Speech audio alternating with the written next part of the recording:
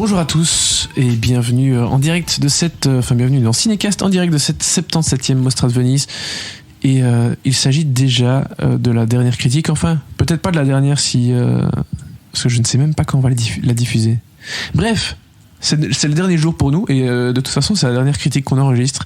Il s'agit de Nomadland de Chloé Zhao, un des films de toute façon je pense qu'il était dans mes films les plus attendus de l'année. Et de cette Mostra, pour moi, c'était le film le plus attendu, ça c'est clair. Et je suis toujours en compagnie d'Élise Lennartz du journal de l'Avenir, avec qui on va en discuter. Coucou Élise. Coucou Thibaut. Donc, Nomadland, est-ce que tu attendais le film déjà avant de le voir ? Oui, j'attendais. Moi, je vais pas dire que je l'attendais, que c'était un des films que j'attendais le plus cette année, mais dans la sélection, c'était un des films que j'attendais le plus simplement parce que le casting, Frances McDormand, ça reste. Voilà, ça reste quelqu'un que j'apprécie beaucoup et je pense aussi une valeur sûre quand elle est en général dans un film. On sait qu'elle fait rarement des mauvais choix. C'est vrai. À Venise notamment, elle était dans Three Billboards il y a quelques années, qui était quand même et qui lui a valu un Oscar quand même. Voilà aussi, voilà. Donc c'est quand même un bon indice. Oui, c'est une valeur sûre. Voilà, c'est un bon indice. La réalisatrice, moi, je ne la connaissais pas. Ah, t'avais pas vu The Rider ? Non, j'avais pas vu The Rider. Très très très beau film que je vous conseille vivement si vous ne l'avez pas vu. Donc je découvrais un petit peu à ce niveau-là, mais sinon dans la sélection il y avait quand même peu de films américains et donc oui, j'avais quand même très envie de le découvrir parce que il n'y a rien à faire, je trouve que les Américains sont quand même en général assez bons pour raconter des histoires. C'est le moins qu'on puisse dire. C'est le moins qu'on puisse dire.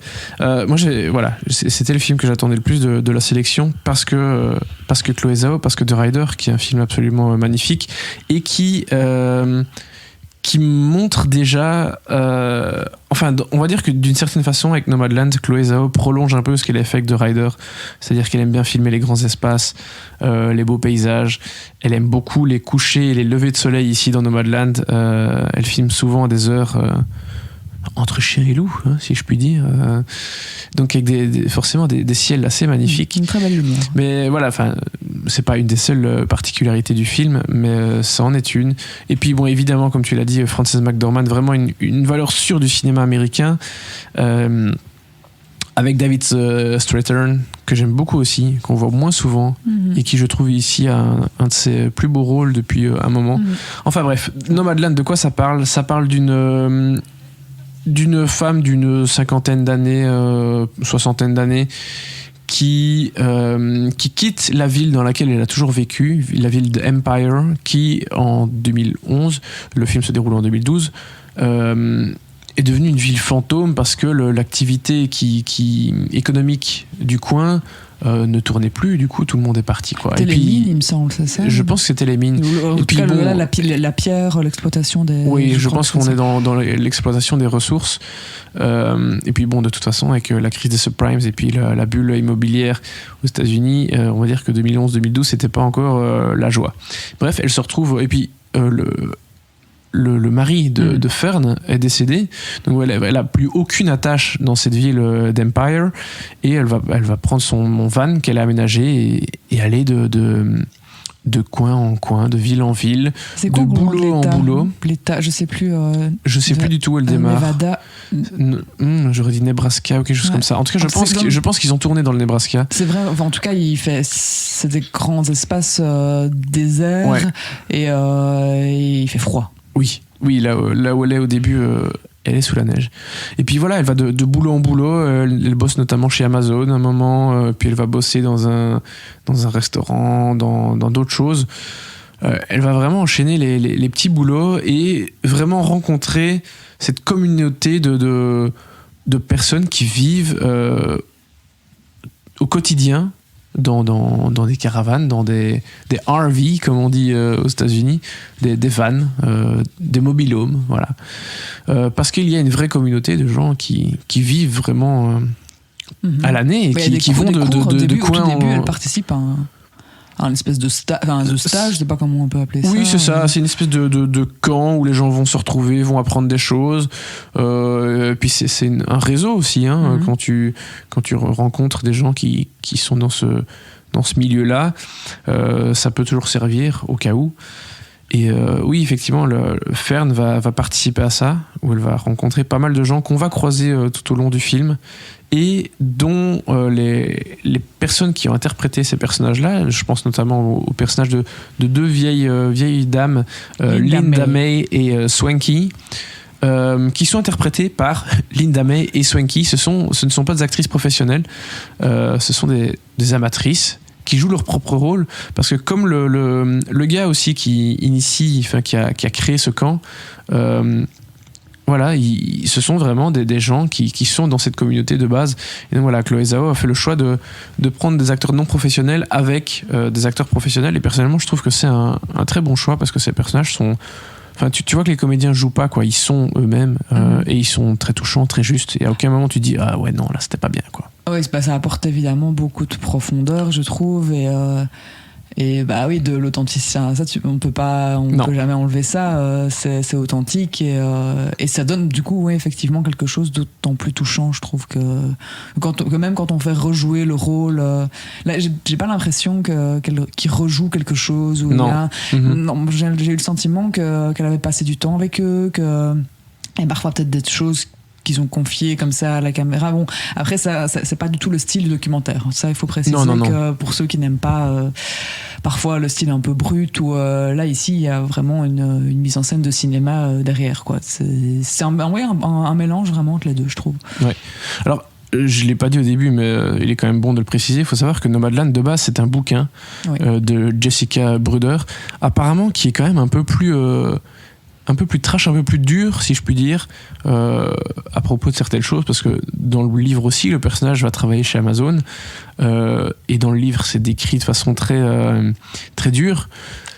Dans le film, c'est moins montré, voilà. Ici, ça m'a l'air, mais j'ai l'impression qu'ils ont ils ont vraiment tourné chez Amazon, donc probablement. J'ai le sentiment aussi qu'ils n'avaient pas commencé à taper vraiment dessus, et donc c'est vrai qu'on voit les entrepôts, et on voit que ça n'a pas l'air très très marrant de travailler là, mais ça s'arrête là. Ils ont un peu édulcoré le truc, quoi.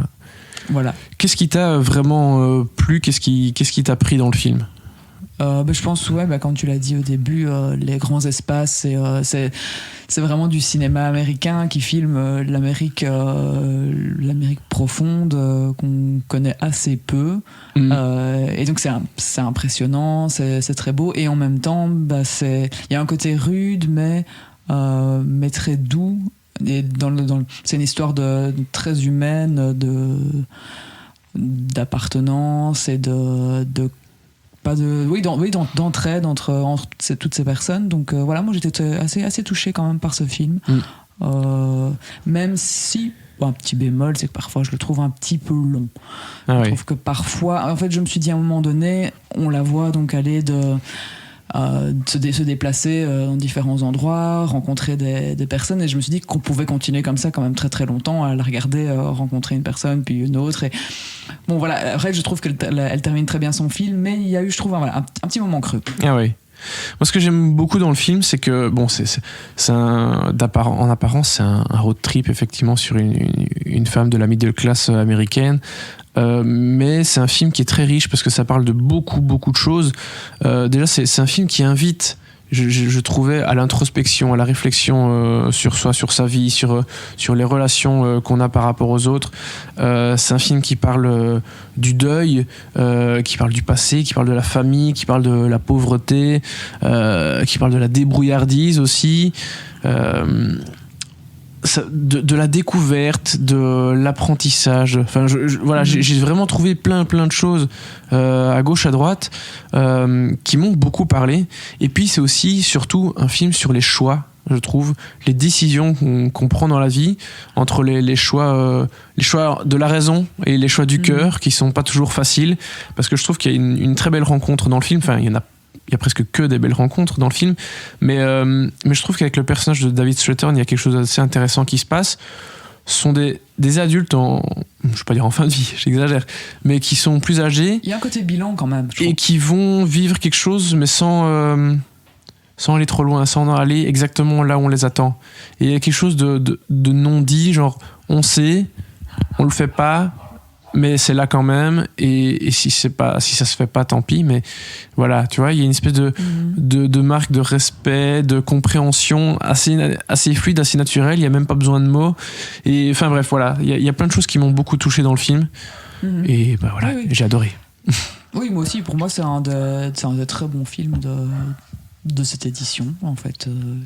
Je trouve que ça termine bien le festival, en plus. Ouais. Oui, bah oui, on est là le dernier jour, c'est presque le dernier film qu'on a vu. Enfin, toi, c'est le dernier film que tu as vu. J'en ai vu encore un après. Mais oui, je trouve que ça termine très très bien cette édition. Et j'ai juste envie de... Enfin, c'est dans mon top 3 du festival, sans aucun doute. C'est le seul film qui m'a fait verser quelques larmes. Donc forcément, ça compte. Et personnellement, je lui donnerais à nouveau un bon 4 étoiles. Je suis lancé aujourd'hui. Un 4 étoiles aussi. Ouais. Bah, écoute, c'est une très bonne nouvelle. Le film étant produit par Fox Searchlight Pictures, le film sera distribué a priori par Disney dans nos salles, je ne sais pas quand. En tout cas, en France, il est prévu pour la fin d'année à présent. Il va passer au Festival Lumière pour les Français, pour les Lyonnais. Checker les dates, je ne sais pas quand. Mais bref, ne manquez pas ce film quand il sortira en salle. Bref, Nomadland, c'est un incontournable.